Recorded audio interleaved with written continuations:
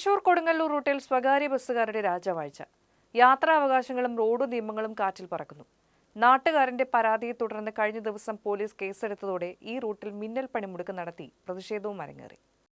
ഇതോടെ സ്കൂൾ വിദ്യാർത്ഥികളടക്കം പെരുവഴിയിലുമായി.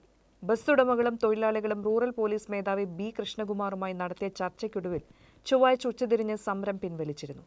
ഈ റൂട്ടിൽ ബസ്സുകളുടെ അമിത വേഗവും ചെറുവാഹനങ്ങളെ അവഗണിച്ചുകൊണ്ടുള്ള കുതിച്ചുപാച്ചിലും അപകട പരമ്പര തന്നെ സൃഷ്ടിച്ചിരുന്നു.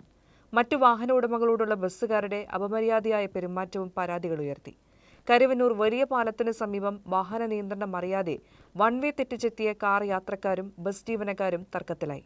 തുടർന്ന് ബസ് ജീവനക്കാർ പ്രദേശവാസിയെ മോശമായി ചിത്രീകരിച്ച് റീൽ ഉണ്ടാക്കി പോസ്റ്റ് ചെയ്തിരുന്നു.